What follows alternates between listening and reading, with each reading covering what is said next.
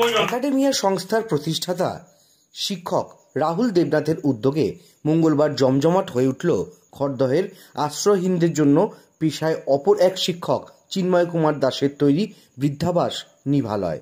মঙ্গলবার পেশায় শিক্ষক রাহুল দেবনাথ সপরিবারে উপস্থিত হয়ে সামাজিক কাজের মধ্যে দিয়ে পুজোর আমেজ শুরু হতে না হতেই পুজোর নতুন পোশাক তুলে দেন সেই আবাসিকদের হাতে। পাশাপাশি কেক কেটে সুন্দর সময় কাটান তাদের সাথে। এছাড়াও নিভালয়ের মায়েদের পাশে দাঁড়িয়ে প্রতিষ্ঠাতার হাতে সাহায্য তুলে দেন তিনি। সমগ্র কর্মসূচিতে সামিল হন খড়দহের বিশিষ্টজনেরা। মায়েদের তো আমরা সবসময় চেষ্টা করি সঙ্গে নিয়ে চলতে। মায়েদের আশীর্বাদ, তার যে কি ক্ষমতা সেটা আমি জানি। আমার মা আমাকে, বাবা মা আমাকে বিদ্যালয়, আমার গুরু শিক্ষক, আমার প্রাইভেট ইনস্টিটিউশনের যাদের কাছে আমি পড়েছি সকলের কাছে দেখেছি যে মায়ের শক্তি দশভুজা। সত্যিই মায়েরা দশভুজা হন। তো আমার জন্মদিনের দিন তো আমি দশভুজার কাছ থেকেই 10 রকম কেন 100 রকম শক্তি চাইবো যে আমি সমাজের প্রতি যেতে, মানুষের কাছে এগিয়ে যেতে পারি। এবং মানুষ আমাকে যেভাবে ভালোবেসেছেন, আমার মায়েরা যেভাবে ভালোবেসেছেন, আমার সত্যিই কিছু দরকার নেই। শুধু এটুকুই দরকার, মানুষের মধ্যে নিজেকে বিলিয়ে দেব এবং মানুষ আমাকে ভালোবাসবে। আজকে কি করলেন? আজকে কিভাবে দিনটা? আজকের সকালটা তো খুব সুন্দর কেটেছে। আমি আমার ঘরের, আমাদের পরিবারের ইষ্ট দেবতা ভগবান যারা আছেন, আমার মা, আমার বাবা, পরিবারের সকলকে নিয়ে আমি তাদের কাছ থেকে আশীর্বাদ নিয়েছি। আমার মিসেসের কাছ থেকে আমি শুভেচ্ছা নিয়েছি। নিয়ে সকালে গেছি ছাত্রদের কাছে। আমার প্রতিষ্ঠান, যেটা আমার ব্রেন চাইল্ড, যেটা আমার অন্য একটা সন্তান, সেই সন্তানরা পুরো ঘর জুড়ে যে অনুষ্ঠান করেছে আজকে আমার জন্মদিনে, সেই আনন্দের মুহূর্ত কাটতে না কাটতেই নিভালয়ের মায়েদের আশীর্বাদ এর মধ্যে দিয়ে যাচ্ছে। মানে আজকের দিনটাই একদম অন্যরকম। চিন্ময়দা আছেন, সৌমিত্রদা আছেন, বন্ধুচলের প্রচুর ভালো কাজ করছে, গৌরবদের রোদ্ধা আছে, বেনুদারা আছেন, আপনারা সকলে রিপোর্টার যারা এসছেন, সবাই মিলে আজকে তো আমার দিনটা অন্যরকম আলোয় আলোকিত। নিভালয়ের মায়েদের জন্য কি করলেন? নিভালয়ের মায়েদের জন্য বলতে খুবই সামান্য, আমার ক্ষমতা যতটুকু। অষ্টমীর শাড়ি আমার বড্ড ইচ্ছা ছিল মায়েদেরকে দেব। আর সারা বছরে আমি চেষ্টা করব, এখন একটা চেক আমি দিয়েছি যে মায়েদের তো অন্ন বস্ত্র দরকার পড়ে, তার যে ক্ষমতা আমার যতটুকু সেটুকু যেন তারা, আমি চিন্ময়বাবুর হাতে তুলে দিয়েছি যৎসামান্য। এবং ভবিষ্যতে নিভালয়ের সঙ্গে জুড়ে থাকা আজীবনকাল তার সমস্ত ব্যবস্থা আমি চিন্ময়বাবুর সঙ্গে আলোচনা করে করার চেষ্টা করব। এটাই আমার নিভালয় সম্পর্কে। হঠাৎ করে এই উদ্যোগ কেন? হঠাৎ উদ্যোগ এটা নয়, প্রতি বছরই আমার এরকম কোনো না কোনো উদ্যোগ থাকে। এবছর আমার আরও বেশি উদ্যোগটা বাড়ছে যে সময়ের সাথে সাথে আমরা এগোতে এগোতে বার্তা প্রদান করা মানুষের কাছে বড্ড জরুরি। সেই সমাজ, যে সমাজ একে অপরকে কাদা ছুঁড়ে মারছে, সেই সমাজে যেন আমরা কাদাগুলোকে সরিয়ে আমরা যেন আলোর পথে যাই। কারণ মনে রাখতে হবে, পাকে পদ্মই ফোটে।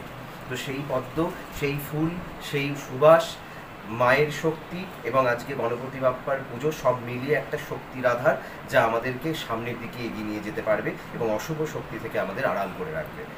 আজকের দিনকে কেন বেছে নেওয়া? আমার জন্মদিন আজ আমার 34 বছরের জন্মদিন এবং ইচ্ছা আছে আগামী যত বছর মায়েদের আশীর্বাদ নিয়ে এই পৃথিবীতে আমি থেকে যাব, আমি এমন কিছু দৃষ্টান্তমূলক কাজ রেখে যেতে চাই যা আমার ইউথ, আমার ছাত্রছাত্রী, সারা বিশ্বের কোনো না কোনো ছাত্রীর কাছে যদি একজনের কাছে পৌঁছই, তারা যেন উদ্বুদ্ধ হয় এবং সামনের দিকে এই ভাবনাকেই এগিয়ে নিয়ে যায়। দেশে ভালো মানুষের কোনো অভাব নেই, ভালো মানুষই বেশি, তাই পৃথিবী চলছে। রাহুলদা, বিভিন্ন সময় দেখা যায় আপনি পিছিয়ে পড়া মানুষের পাশে দাঁড়িয়েছেন এবং এছাড়াও খেলার ক্ষেত্রে, বিভিন্ন পুজোর ধর্মীয় অনুষ্ঠান বা যে কোনো কিছুতে আপনার একটা সহযোগিতা থাকে এবং সেই জন্য আমরা বিভিন্ন জায়গায় আপনার ছবিও দেখতে পাই। তাই সম্প্রতি সোশ্যাল মিডিয়ায় একটা বিশেষ কিছু আমাদের চোখে পড়েছে, তো সেই বিষয়টা কি, যদি সেটা একটু বলেন আমাদেরকে। বিষয় বলতে সোশ্যাল মিডিয়া তো আসলে রিয়েল লাইফ আর রিল লাইফে বিস্তর পার্থক্য। অনেক সময় সোশ্যাল মিডিয়াতে হতেই পারে একটা কাজ করতে গিয়ে আমাদের কেউ পছন্দ করতে পারেন, কেউ নাও করতে পারেন। এখন না করতে পেরে কেউ যদি কিছু করে থাকেন, সেটা সম্পূর্ণ তার ব্যক্তিগত। আজকের দিনে দাঁড়িয়ে আমি আমার পথ নিজে তৈরি করব।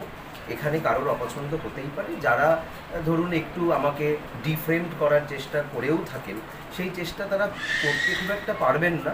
আপনি আজকে আমার সোশ্যাল মিডিয়ার জন্মদিনে শুভেচ্ছা বার্তা দেখলে আর আমার হোয়াটসঅ্যাপ ফেসবুকের প্রায় 2-2,500 শুভেচ্ছা বার্তা দেখলে আমি বুঝি যে ভেতরে যে শক্তি, একটা ভালো শক্তির সাথে তো অশুভ শক্তিও থাকে। দশভুজার হাতে যেমন 10টা অস্ত্র আছে, তেমনি তার নিচে কিন্তু অসুরও আছে। তো অসুর চেষ্টা করতে পারে, মনের অসুরকে দমিয়ে দেওয়াই তো দশভুজার কাজ। তো আমার দশভুজার আমার সাথেই আছেন।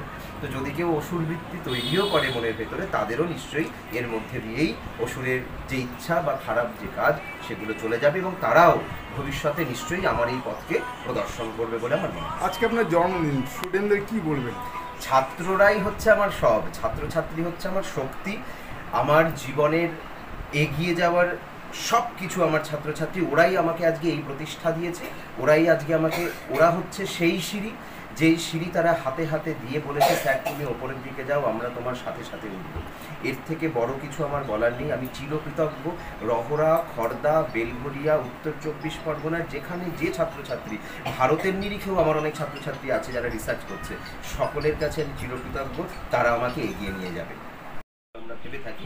সেই হিসাবে তাদের পড়াশোনার বই খাতা যা কিছু খরচ, তার অংশ আমি রহরা আন্তরিকের আমার যে স্যার সঙ্গে আছেন নিখিলেশ্বর স্যার, তার হাতে তুলে দিয়েছি। এবং ভবিষ্যতে যে যা সমস্যা লাগবে, আমার রোজগারের যদি মনে হয় যে 30% খরচের বাড়িয়ে আরও 10% হয়, তাহলে সেটা হবে। কিন্তু আমার মায়েরা ভালো থাকুন, আমার বাবারা সুস্থ থাকুন, পরিবার সুস্থ থাকুক, ছাত্রছাত্রীরা প্রত্যেক মায়ের সঙ্গে থাকুন, যেন বৃদ্ধাশ্রমের বারবার দরকার না পড়ে। একটাই বৃদ্ধাশ্রম থাক, যে বৃদ্ধাশ্রমে চিন্ময়বাবুর মতো মানুষরা মায়েদেরকে এত ভালো পরিস্থিতির মধ্যে রাখুন, এইটাই আমি চাইবো। আর বৃদ্ধাশ্রম না থাকাই ভালো, চিন্ময়বাবু বোধহয় সেটা জানেন, কিন্তু চিন্ময়বাবুর বিষয়টা একদম আলাদা। মায়ের নামে মাকে রাখা, এই আনন্দ, এই যে কি বিশাল আয়োজন, আমরা তার নিমিত্ত মাত্র। স্যার, এক শিক্ষক আরেক শিক্ষকের যে মহান কর্মকাণ্ড, সেখানে অংশগ্রহণ করলেন আজকে, কেমন লাগছে? কেমন লাগছে তো এটা ভাষায় প্রকাশ করা যায় না, ভাষায় প্রকাশের অযোগ্য বা ভাষায় প্রকাশ করে বোঝানো যায় না। মাস্টারমশাই মানেই হচ্ছে কি সমাজ গড়ার কাজ। রাউলসের বিজ্ঞান পড়ায় মানুষের মানবিক গুণগুলোকে উদ্ভাসিত করা। রাহুল স্যার দেখিয়ে দিচ্ছেন, আপনাদের মধ্যে থেকেও আমরা বার্তা দিতে চাই যে আসুন আমরা সবাই মিলে সাধ এবং সাধ্য দুটোকে এক জায়গায় আনি। সাধ্য না থাকলেও সাধ থাকুক, যাতে আমরা সমাজটা করতে পারি, যাতে আমরা সমাজের মানুষের পাশে থাকতে পারি। শুধুমাত্র মিডিয়ায় আমরা প্রেস বাইট দিলাম বা দুটো অনুষ্ঠান করলাম, সেটা কথা নয়। সেটার প্রয়োজন আছে, নেই তা নয়, কারণ বার্তা পৌঁছোক, নবীন প্রজন্মের কাছে বার্তা পৌঁছোক, তারা দেখুক। যারা শিক্ষক আছেন প্রত্যেকেই শিক্ষাদান প্রক্রিয়া করেন। শিক্ষাদান প্রক্রিয়া শুধুমাত্র পঠনের মধ্যে সীমাবদ্ধ যেন না থাকে।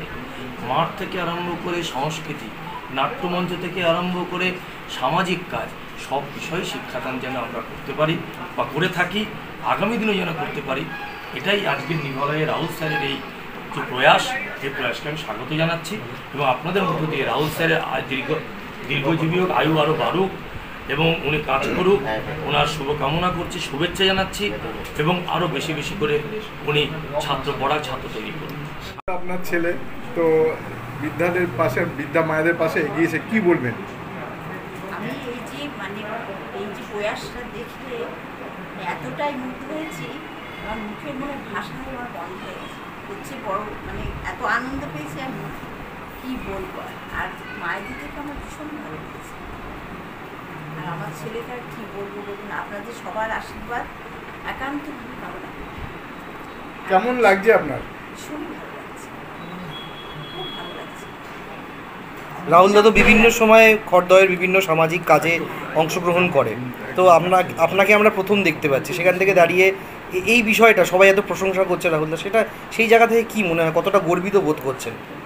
গর্বিত বোধ বলতে এখন একজন মা হিসেবে আমার নিজের ভালোবাসা কিন্তু বানায় না, সবাই যদি তাকে ভালো বলে, প্রশংসা করে, এর মধ্যে আনন্দ আর কিছু। এই যে আজকে আপনার ছেলে এত বড় একটা অনুপ্রেরণা, আপনি কতটা সাহায্যের হাত বাড়িয়ে দিয়েছেন? আমি একমাত্র ওকে প্রেরণাই দিতে পেরেছি, তাছাড়া আমি কোনো সাহায্য করি। ওকে বলি, দেখ তুই এইভাবে চল, এইভাবে চললে ভালো, কখনো কারোর কোনো অন্যায়কে প্রশ্রয় করবি না। আমি এইগুলো বলতে পারি, আচ্ছা আর কিছু কোনো কিছু করি। প্রেরণা হিসেবে ছোটোর থেকে ছেলে মেয়েকে মানুষ করার পেছনে ভীষণভাবে আমি একমাত্র শুধু ভাবতাম ঈশ্বরের কাছে একটু কামনা করতাম যে আমি যেন এমনভাবে আমার ছেলে মেয়েকে তৈরি করতে পারি যেন ওরা মাথা তুলে সবাই যেন ওদের প্রশংসা করে, এমনভাবে ওদের তৈরি করতে পারি। আর কিচ্ছু চাইনি জীবনে।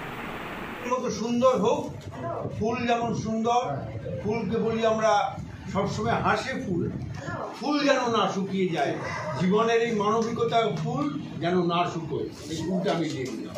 আর আরেকটি, আমাকে অনেক জায়গায় সম্বর্ধিত হই, অনেকে আমাকে উত্তরীয় দিয়ে সেই সম্মান দেখান। যে কাজটি করছে আজকে, এটি আমি বলবো, আমি আর যাকে সম্মানিত করছি হৃদয় দিয়ে, সে আমার অত্যন্ত স্নেহভাজন এবং শিক্ষক এবং একজন সমাজকর্মী, সেবাব্রতী মানুষ চিন্ময়কে আমি করিয়ে দিলাম। মঙ্গল হোক। আমি আশা করি এদের দেখে আগামী প্রজন্ম শিখুক যে একজন মানবিক মানুষ হওয়া যায়।